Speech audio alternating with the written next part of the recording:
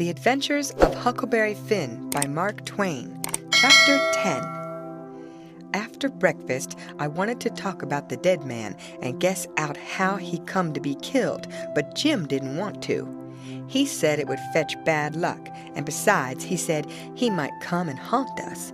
He said a man that weren't buried was more likely to go a-haunting around than one that was planted and comfortable. That sounded pretty reasonable, so I didn't say no more. But I couldn't keep from studying over it and wishing I knowed who shot the man and what they done it for.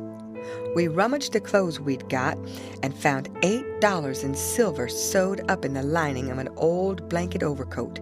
Jim said he reckoned the people in that house stole the coat because if they'd have knowed the money was there, they wouldn't have left it. I said I reckoned they killed him too, but Jim didn't want to talk about that. I says, "Now you think it's bad luck, but what did you say when I fetched in the snakeskin that I found on the top of the ridge the day before yesterday? You said it was the worst bad luck in the world to touch a snakeskin with my hands. Well, here's your bad luck. We've raked in all this truck and $8 besides. I wish we could have some bad luck like this every day, Jim." "Never you mind, honey, never you mind. Don't you get too pert. It's a-comin'. Mind, I tell you, it's a-comin'." It did come, too.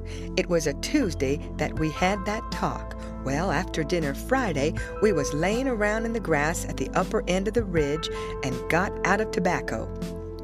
I went to the cavern to get some and found a rattlesnake in there. I killed him and curled him up on the foot of Jim's blanket, ever so natural, thinking there'd be some fun when Jim found him there.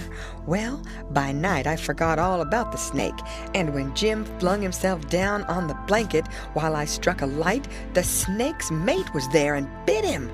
He jumped up yelling, and the first thing the light showed was the varmint curled up and ready for another spring. I laid him out in a second with a stick, and Jim grabbed Pap's whiskey jug and begun to pour it down. He was barefooted, and the snake bit him right on the heel. That all comes of my being such a fool as to not remember that wherever you leave a dead snake, its mate always comes there and curls around it. Jim told me to chop off the snake's head and throw it away, and then skin the body and roast a piece of it. I done it, and he eat it and said it would help cure him. He made me take off the rattles and tie them around his wrists, too.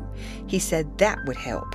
Then I slid out quiet and throwed the snakes clear away amongst the bushes, for I weren't going to let Jim find out it was all my fault, not if I could help it. Jim sucked and sucked at the jug, and now and then he got out of his head and pitched around and yelled, but every time he come to himself, he went to sucking at the jug again. His foot swelled up pretty big, and so did his leg, but by and by the drunk begun to come, and so I judged he was all right, but I'd druther been bit with a snake than Pap's whiskey. Jim was laid up for 4 days and nights. Then the swelling was all gone, and he was around again. I made up my mind I wouldn't ever take a holt of a snakeskin again with my hands, now that I see what had come of it. Jim said he reckoned I would believe him next time, and he said that handling a snakeskin was such awful bad luck that maybe we hadn't got to the end of it yet. He said he'd druther see the new moon over his left shoulder as much as 1,000 times than take up a snakeskin in his hand.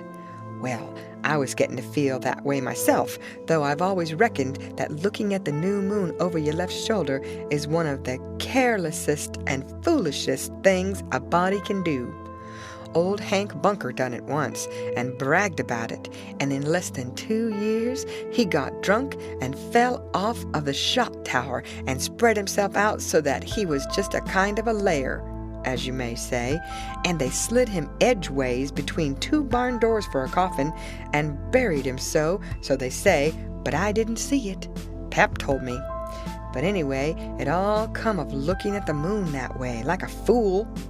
Well, the days went along and the river went down between its banks again, and about the first thing we done was to bait one of the big hooks with a skinned rabbit and set it and catch a catfish that was as big as a man, being 6 foot 2 inches long and weighed over 200 pounds. We couldn't handle him, of course. He would have flung us into Illinois. We just sat there and watched him rip and tear around till he drowned. We found a brass button in his stomach and a round ball and lots of rummage.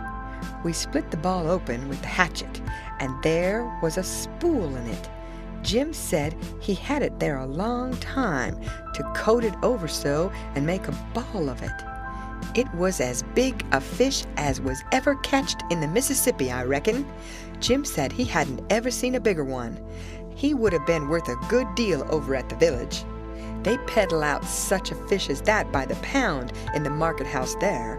Everybody buys some of him. His meat's as white as snow and makes a good fry. Next morning I said it was getting slow and dull, and I wanted to get a stirring up some way. I said I reckoned I would slip over the river and find out what was going on. Jim liked that notion, but he said I must go in the dark and look sharp. Then he studied it over and said, couldn't I put on some of them old things and dress up like a girl? That was a good notion, too. So we shortened up one of the calico gowns, and I turned up my trouser legs to my knees and got into it. Jim hitched it behind with the hooks, and it was a fair fit. I put on the sunbonnet and tied it under my chin, and then for a body to look in and see my face was like looking down a joint of stovepipe. Jim said nobody would know me, even in the daytime hardly. I practiced around all day to get the hang of the things, and by I could do pretty well in them. Only Jim said I didn't walk like a girl, and he said I must quit pulling up my gown to get it in my breeches pocket. I took notice and done better. I started up the Illinois shore in the canoe just after dark. I started across to the town from a little below the ferry landing, and the drift of the current fetched me in at the bottom of the town. I tied up and started along the bank. There was a light burning in a little shanty that hadn't been lived in for a long time, and I wondered who had took up quarters there. I slipped up and peeped in at the window. There was a woman about 40-year-old in there knitting by a candle that was on a pine table. I didn't know her face. She was a stranger, for you couldn't start a face in that town that I didn't know. Now this was lucky, because I was weakening. I was getting afraid I had come. People might know my voice and find me out. But if this woman had been in such a little town 2 days, she could tell me all I wanted to know. So I knocked at the door and made up my mind I wouldn't forget I was a girl. End of chapter. Read by Lorraine Montgomery for Lit to Go on the web at fcit.usf.edu.